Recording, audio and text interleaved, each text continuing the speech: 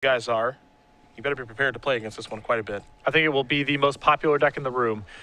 I guess possibly Burn will be more popular as a budget option, but of people with access to dual lands and all that kind of stuff, I think this will be the most popular deck in some form or another. Well, players waiting for the green light here.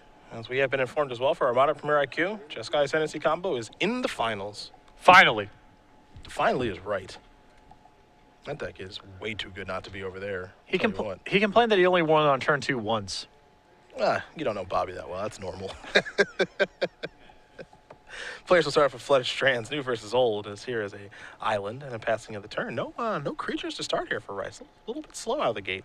Probably a cantrip a dense hand here, I would assume. An island here for Briksza as well. Players mimicking each other. Rice will sacrifice his Flooded Strand, go searching, and we'll see what he does find here. Probably Volcanic Island, since not really, a wasteland matchup. Now keep in mind against Blue-Red Delver, one of the best cards, it sounds simple to say, but one of the best cards to attack this deck is Stoneforge Mystic. Absolutely. Batterskull and Umezawa Jitte both very hard for this deck to beat. Just puts the pressure on. That's the big deal.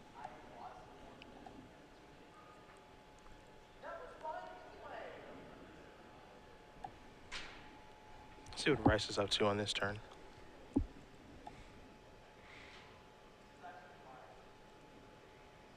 Swift Spear. That's a good way to break the parity. Scary threat. Looks like Briksza has a Brainstorm, considering casting right now. I would be surprised if Rudy fought over the Swift Spear when he has Stoneforge Mystic lined up. There's the attack for 1. And here is a Brainstorm. It's a Daze. Wants him to crack the fetch land. All right. Willing to give up the Daze at this point to try to convert this Brainstorm and into just draw a card. Yep. You don't see that play very often. I do wonder how often that play is actually correct. I think it's probably a better play than people give it credit for. I think once Treasure Cruise is in the deck, you can afford to be pretty liberal with how you fire off some of the soft counter spells. Okay, that makes sense. You just want to fill up your graveyard as fast as possible. Lightning Bolt among the cards that have been found here. You see a Mountain and a Volcanic Island. Looks like they're going on top. Briksza will draw a card. It's a Mountain. It's got all 3 colors. Where's the Mantis Rider? Guess not here. Stoneforge Mystic instead. Force of Will says no. Removing a Treasure Cruise. Will he fight back? He will. Force of Will removing a Treasure Cruise. Okay then. Stoneforge going to resolve now. There's Batterskull.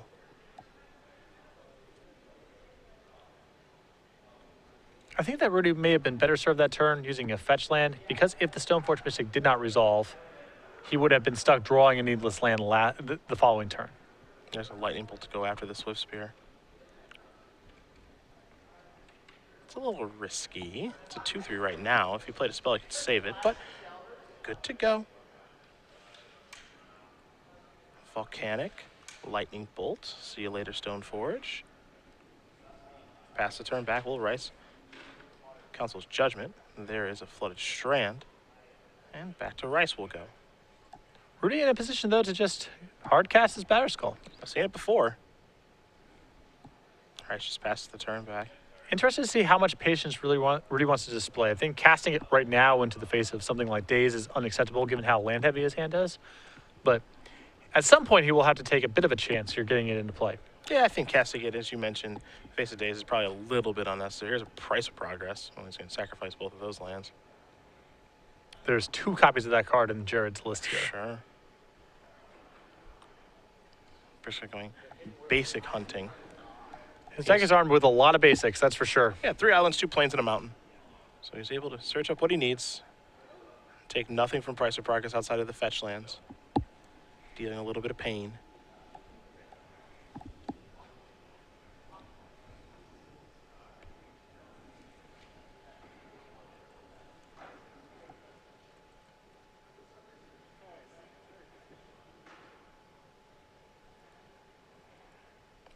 So we're going to go Rice's way now.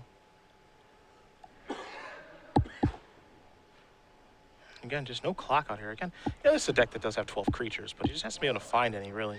Yep. Is slow out of the gates. And once you get to this stage of the game, Rudy's got a huge edge. Here's a brainstorm. 2 cards will have to go back, excuse me, for Jared.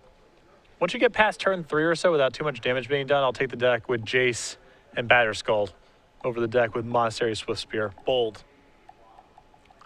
Treasure Very bold, good sir. Well, Treasure Cruise has the possibility of making it a little bit different. Jared can hang, but Rudy has some of that elements himself, so. I suppose that's true. Arid Mesa. Sacrifice this, make it a good brainstorm.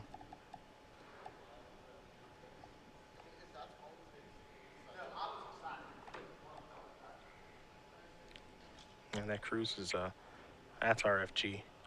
Gonna get a mountain out of his deck. Don't see a mountain all the time in this deck. Some players have one, some players don't. Glenn Jones had one last week, for example, when we were in Oakland.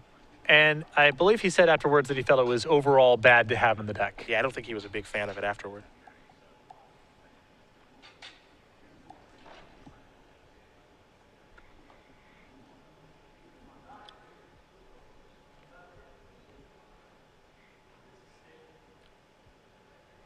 Makes a little bit more sense in Jared's list because he is playing with main deck Price of Progress. So he's more inclined to go basic searching. When they go reaching for the graveyard and do this, I think we all know what this is. Rudy wants to know, okay, what are you removing? Because I know you're about to draw 3, or at least attempt to. So there's a Treasure Cruise. Good to go. 3 cards coming here for Jared.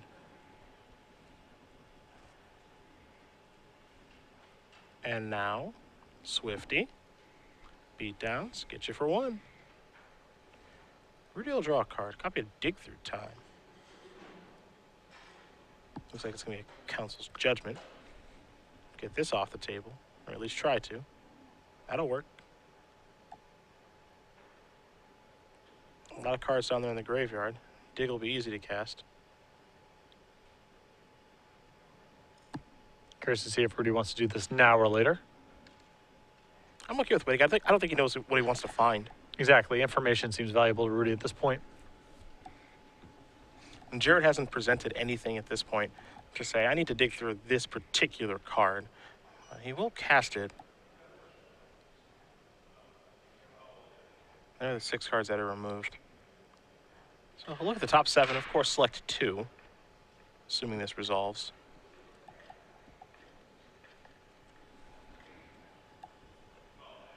Looks like Rice is going to think about this for a little bit. He's aware of the Batterskull. Mm-hmm. I think he may have Forcible in hand. Yep. But then he's got to find a way to beat Batterskull, which is going to be challenging. It's very tough for this deck to do. Vendilion click the draw. And I like casting this right now. Put it on Spell Pierce and Daze and all that stuff. So there is Batterskull. There's Arid Mesa, just going to pass the turn back, and it looks like it might be a runaway with the living equipment. In for 4. Briksza up to 18, Rice down to 10. And from this spot, there's no real any catching up here. There's a Delver Secret. It's a little late to the party. Vendilion click. See who it targets here in just a sec. It'll be a lightning bolt that's going to take care of that. Wants to see the card, Scalding Tarn. You can keep that one. Can't take it anyway. Getcha. 22-6. And to me, this game is a lot about Rudy having dig through time, access to something that forced Jared's hand on the counterspell. Oh, for sure. Though I think that Jared still probably needed to just let it resolve, because this Batterskull is game over. Yeah, this is the real problem. Again, Blue Red Delver has some real issues with this card. Daze will be the draw. It's real to Delver. Now here's the Source of Plowshares. Kill the Delver. Get a little bit of info. Give him a little more life, but he's in the driver's seat, and Jason puts it even further into the driver's seat. As now it's time to go sculpting the mind. And here it says, I decline. Rudy Briksza going to win game number 1 here against Jared Rice. Jeskai Stoneblade up a game over Blue-Red Delver. As we'll bring it back to the booth. It is trivia time. I've got the rules. Patrick has a question. Rules are simple. You get your Twitters open. Use the hashtag with the hashtag SCG Premium. Make sure you're following at SCG Live. 6-month giveaway. Winner announced at the conclusion of our semifinal round. And as usual, all contests and giveaways here on SCG Live with the sole discretion of Star City Games. Twitch.tv is in no way affiliated with our contest or giveaways, though we do thank them for allowing us to broadcast on their fantastic network. So Grand Prix New Jersey is not just about the main event. We're going to be True. covering the main event, of course, but we line up all sorts of other things for the event.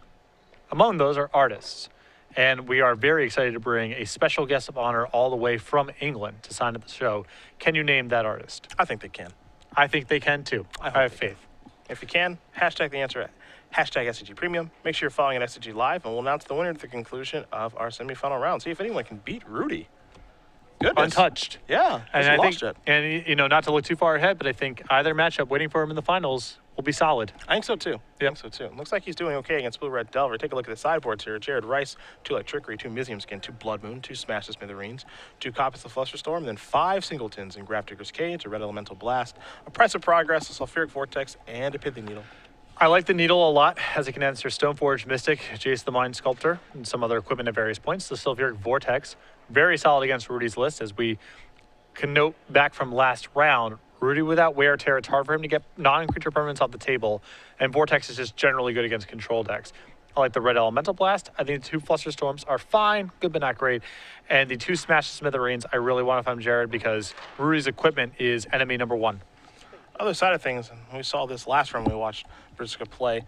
He's got all these 1s and 2s. Which of these do you like, if any? Well, I really, really like a Baneslayer Angel. Kaboom. I think Core Firewalker can do very good work in this matchup. Same is true of Blue Elemental Blast and Red Elemental Blast. The Pyroclasm and the Supreme Verdict, all excellent. Great options for Rudy here. The trick is just don't die. The one concern I have with Rudy's deck in this matchup is not a lot of answers to Sulfuric Vortex. There's only 1 in Jared's sideboard, so it's unlikely to come up. But without enchantment removal, just a couple blue blasts, he can have some counter spells for it. He has his Council's Judgment, but it's going to be a problematic card if it rears its head. All right. Well, we'll see how things do go. Check another match here. Looks like Brandon Hoolings is up a game here over Kazu Negri. I do think it's a very difficult matchup for Elves. I think that if, the 2 Fork Bolts were, say, Chain Lightnings, maybe Elves would have a real shot in the matchup, but Fork Bolt is so punishing. Though Elves, I think, will still be a popular deck at the Grand Prix next weekend. For sure. I mean, it's a lot of fun to play, and it's a very powerful deck. Yeah. But I do worry about its place in the metagame right now, because these Blue-Red Delver decks feels like Elves is way behind. Yeah, I agree. These Blue Delver decks are just way ahead against a lot of stuff. It's a really good deck. Yes, it is. And it is certainly on the map now. I don't think it's going anywhere for a while. Because I don't think Treasure Cruise is going anywhere. Not much of a reason for it to. Good card, but I don't think, there's some conversation about maybe this card needs to be banned in some particular formats or anything. I think let's give players some time to adjust. Well, Modern is a different animal than Legacy. Sure. I think Wizards have to be a lot more active. They set up an expectation for bannings when things get out of line. And it's a PTQ format, so they have to be a little more concerned with overall format health. So if they're aggressive in addressing Treasure Cruise or Dig Through Time or Jeskai Ascendancy, what have you, I think that is all well and good. I think in Legacy, the burden of proof needed to ban cards is much higher than it is in Modern. And I think that what we have right now is nothing that warrants action. Yeah, just a good card at this point. I haven't seen anything too crazy with it just yet, but maybe we will get there. We'll see. Another thing to keep in mind here, you look at Jared's list and you look at a lot of these Blue-Red Delver lists. They had to make room for Treasure Cruise somehow. Sure. They're not playing 64 cards, they had to cut something. Sure. The card in this list that is most frequently removed is Spell Pierce. People are just playing Daze and Force of Will right now.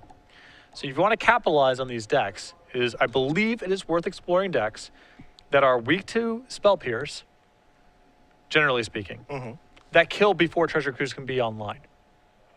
Okay. Because I think the Delver matchup has gotten, the Delver side of those matchups, like Storm, like Charbelcher, have gotten worse because they have less permission and they've replaced it with a card drawing spell that they can't resolve before the game's over.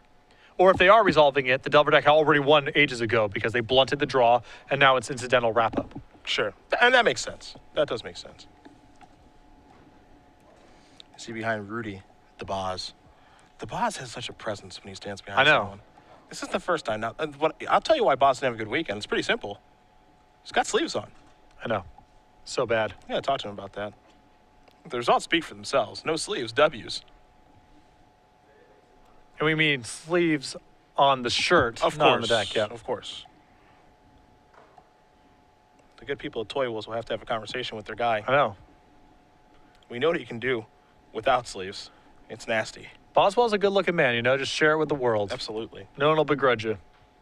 Relic of Progenitor is going to come into play here. Delver's Secrets for Jared Rice was the start. And this is the, 101 class on Fighting Treasure Cruise. This is the easiest card to add to your deck. Low opportunity cost because it cycles, and if you draw it early, can really keep someone off a Treasure Cruise for the whole game. Checking with Delver, are we? I suppose we'll brainstorm first, make sure it does flip. Force of Will would have been the draw, so Delver would have flipped, but Jared wanted to make sure that it'll flip. So 2 cards are going to go back, and then he will draw what he reveals.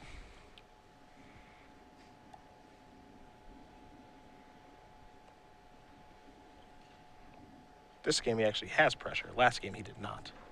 Though now that Treasure Cruise is probably cut off for the entire game, things are getting a lot harder for Jared because he has to win with the tempo draw instead of being able to go longer with Rudy. And losing that dimension of the deck is painful. Force of Will was the draw. Mountain going to come into play. So Rice knew those cards, and he will use them to his advantage. Perhaps it's time to get a little bit swifty.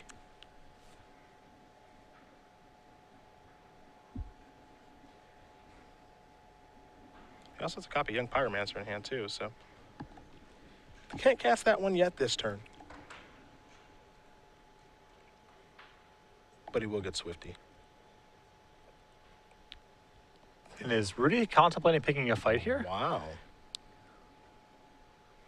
He does have a Force and a Brainstorm. Other cards, a Stoneforge Mystic, but instead, yep, he just says, I'll take the damage. Again, with Stoneforge in hand, I'm always happy to try to pick the fight over Stoneforge Mystic because that's the real prize. Yep. There is Stoneforge. That's going to resolve. You know, Briksza could draw the Batter Skull this turn, so Umzawa's GTA will be added to the grip. And we might see that old chestnut where someone goes and gets the GTA with the Batter Skull already in hand. Mm-hmm. Someone attacks assuming Batter Skull is not there. And then instant speed germ token. Rice going to draw a card here. Arid Mace added to the grip.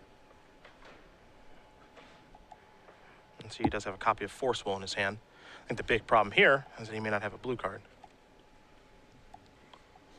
There's another Swift Spear.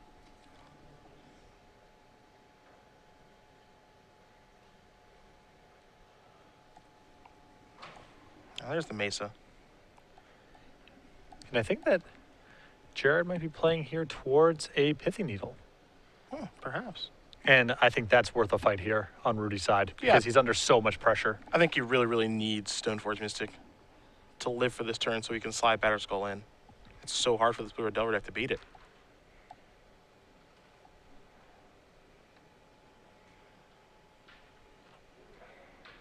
And there is a Needle there.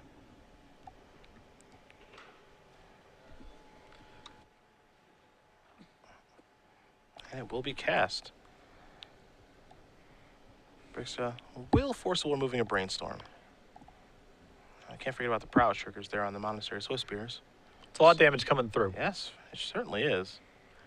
But this is all leading to a place where Jared may have no choice but to attack, may assume the coast is clear because of no Batter Skull, and then turns out that Batter Skull's in the hand.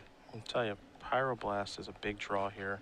Shoot the Delver out of the sky, slow down the clock, sacrifice the Flooded Strand. I feel like you probably have to do it now, because a lot can go wrong if you don't. This could get a little risky here.